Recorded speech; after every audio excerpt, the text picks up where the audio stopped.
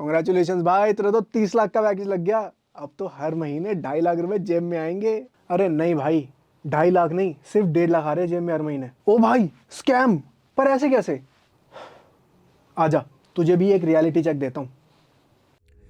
आप भी यही सोचते हो क्या कि अगर किसी का 30 लाख या 1 करोड़ का पैकेज लग रहा है तो उसको इन हैंड भी 1 करोड़ ही मिलता होगा? वेल एक्चुअली में जैसा दिखता है ना, वैसा होता नहीं है। Your personal finance expert welcomes you again to the channel, जहां पर हम बात करते हैं डिफरेंट फाइनेंस से रिलेटेड टॉपिक्स के ऊपर। और आज हम सैलरीज के सच का पर्दा फाश करने वाले हैं। तो सबसे पहले सीटीसी के कॉन्सेप्ट को क्लियर करते हैं। सीटीसी का फुल फॉर्म होता है कॉस्ट टू कंपनी, और CTC and in hand salary में बहुत डिफरेंस होता है। मान लो आपका सीटीसी है 30 लाख का, इसका मतलब ये नहीं है कि आपको पूरे 30 लाख ही मिलने वाले हैं। आपको जो मंथली इन हैंड सैलरी मिलेगी वो होगी 1.5 लाख के आसपास। हाँ, किसी किसी कंपनी में ज्यादा भी हो सकता है और किसी किसी कंपनी में कम भी होता है। तो जब आप ये हेडलाइंस पढ़ते हो ना कि XYZ कंपनी 50 लाख सैलरी दे रही है, 80 लाख सैलरी, 1 करोड़ सैलरी दे रही है, तो ये सब सीटीसी की बात कर रहे होते हैं। और generally salaries per annum basis पर होती है, यानी कि 1 करोड़ का CTC for a year. As a general rule आपकी इन हैंड सैलरी या बेस सैलरी एक्चुअल सीटीसी से 30% कम होती है, और बचा हुआ 70% का अमाउंट आपको बाकी के 12 महीनों में डिवाइड होकर मिलता है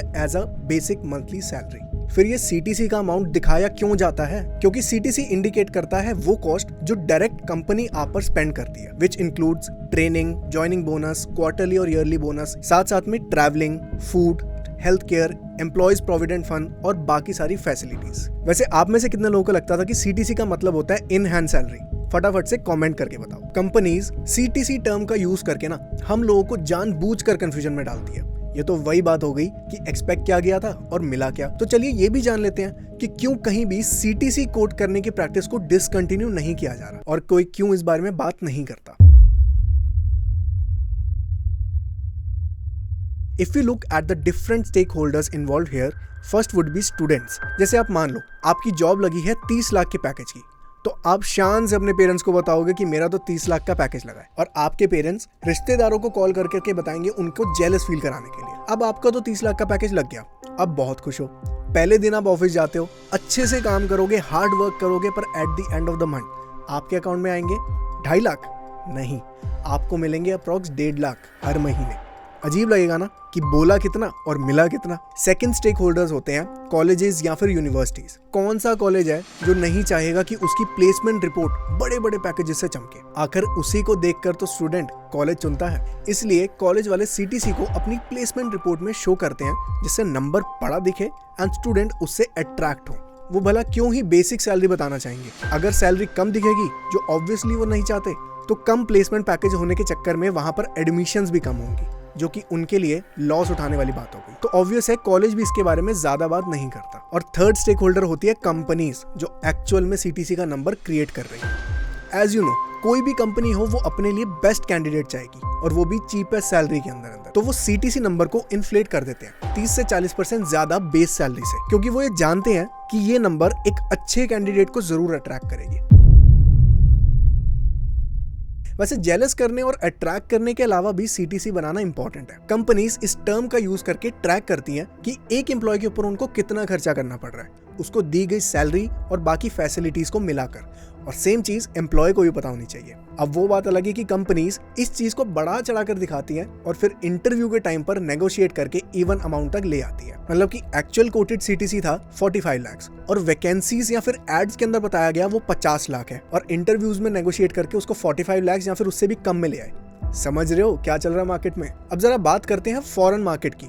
जो कैंडिडेट्स ISB, IIT या फिर कोई भी बड़े बिजनेस स्कूल से ग्रेजुएट होते हैं, तो दे गेट प्लेस अब्रॉड, और वो भी 1 या 2 करोड़ के पैकेज के साथ। अब इसके पीछे का भी सच जान लेते हैं। आपने बहुत बार सुना होगा या फिर कंपनीज की एडवर्टीजमेंट देखी होगी that a person has got 12 lakh package in Google, but actual में ना गेम थोड़ी अलग है। आप जब भी अब्रॉड में काम करते हैं तो सैलरीज बहुत ट्रांसपेरेंट होती है। मोस्टली बड़ी कंपनीज का सैलरी स्ट्रक्चर सेट होता है based on your qualification and the post जिस पर वो आपको हायर करेंगे।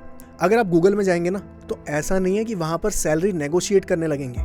ऐसी बड़ी फर्म्स के अंदर सैलरी नेगोशिएट लगभग ना के बराबर होती है। तो इसलिए इस पर भरोसा मत करिए कि फलाने की 12-13 करोड़ का पैकेज लग गया अब्रॉड में, क्योंकि इवन इफ आप IIT बॉम्बे से ग्रेजुएट हैं और गूगल में आपको as a software developer hire किया जा रहा है, वो भी अब्रॉड में, तो आपको वही सैलरी ऑफर करेंगे जो उनके वहां पर सैलरी का बेसिक स्ट्रक्चर है। तो ये था point number 1। Remember that the salary structure in abroad is very transparent. Point number 2 is जब आप अब्रॉड में काम करते हो तो वहां पर परचेजिंग पावर पैरिटी होता है। इसको एग्जाम्पल के थ्रू समझते हैं। अगर आप इंडिया में 100 रुपए के 2 एप्पल ले सकते हो तो क्या अब्रॉड में भी 100 रुपए यानी कि $1.22 का 2 एप्पल ले सकते हो? The answer is no.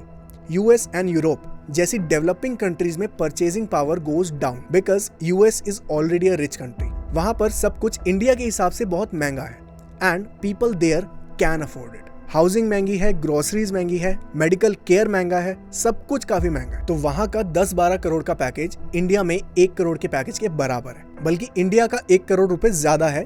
इसमें आप काफी सेविंग कर सकते हो, इन्वेस्टमेंट्स कर सकते हो, पर वहीं यूएस में 10-12 करोड़ में आप उतना नहीं कर पाओगे। इन सब चीजों के रिगार्डिंग अगर आपको डीप नॉलेज चाहिए तो आप डिस्क्रिप्शन बॉक्स में हमारे ब्लॉग्स पढ़ सकते हो। बट वेट अ सेकंड, अगर आपको सीटीसी और इन हैंड सैलरी के मिथ क्लियर हो रहे हैं तो आप अपने रिव्यूज कमेंट्स में जरूर शेयर करें और लाइक करके हमें थोड़ा अप्रिशिएट करते हैं। वैसे तो हम इस वीडियो के एंड पर आ गए हैं, पर अभी भी कुछ ऐसे की पॉइंट्स हैं जो कि आपको याद रखना जरूरी है regarding your salary. Number 1 is आपको CTC and in hand salary का डिफरेंस पता होना चाहिए। आपको पता होना चाहिए कि आपको कितनी सैलरी मिल रही है। आप रिक्रूटर से ये सब कुछ पूछ सकते हो कि मुझे सीटीसी का ब्रेक डाउन करके बताओ, what would be my base salary. Yes, आप ये सब पूछ सकते हो क्योंकि आपका अधिकार है। नंबर 2, अगर आप एक अच्छे इंस्टीट्यूट से ग्रेजुएट हैं तो as a fresher if you are getting 8 lakh rupee as a in hand salary तो you are doing a great job. कुछ महीनों में आपको बेस इन हैंड सैलरी से ज्यादा सैलरी भी मिल सकती है, अटेंडेंस की वजह से नहीं, पर्क्स एंड प्रिविलेजेस की वजह से, which is quarterly bonus, festival bonus, जिसके बारे में रिक्रूटर या फिर एचआर आपको इन्फॉर्म करेंगे और आप ये सब उनसे पूछ भी सकते हो। आपकी सीटीसी में से कुछ अमाउंट एज अ ईपीएफ यानी कि एम्प्लॉइज प्रोविडेंट फंड में भी जाता है, विच इज 12% अप्रॉक्स, जो रिक्रूटर आपको सीटीसी में ब्रेक डाउन करके समझाएगा। Number 5, the most important, vacancy या फिर एड्स में दिखाई गई सीटीसी एक्चुअल सीटीसी से हमेशा बहुत ज्यादा होती है। तो फाइनल इंटरव्यू के टाइम पर आपको भी अटेंटिवली एंड स्मार्टली नेगोशिएट करना है और कंपनी डिमांड, बजट एंड अपनी डिग्री एंड स्किल्स को दिमाग में रखते हुए फाइनल सीटीसी पर क्लोज करना है। थोड़ी नेगोशिएशन स्किल्स आप भी सीख लो ताकि आपको आपकी डिजर्विंग सैलरी मिल पाए।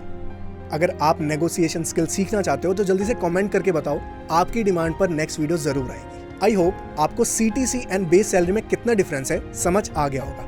इस वीडियो को अपने उस दोस्त के साथ जरूर शेयर कर दो जिसकी अभी अभी रिसेंट में जॉब लगी है या फिर वो जॉब ढूंढ रहा है। अपनी जिंदगी में फाइनेंस और पैसे को कंट्रोल करने और इसका संपूर्ण ज्ञान रखने के लिए पर्सनल फाइनेंस एक्सपर्ट को जरूर सब्सक्राइब करें और बेल आइकन को भी प्रेस कर दें। वैसे एक बात है, सीटीसी से इन हैंड आते आते जो सैलरी बचती है वो ऑलरेडी कम होती है। दुख लगता है ना? फिर उसको मैनेज कैसे करें, कहाँ स्पेंड करें, कहाँ सेव करें और उस अमाउंट को बढ़ाएं कैसे? जानना चाहते हो? राइट वाली वीडियो देखो, सब समझ आओ।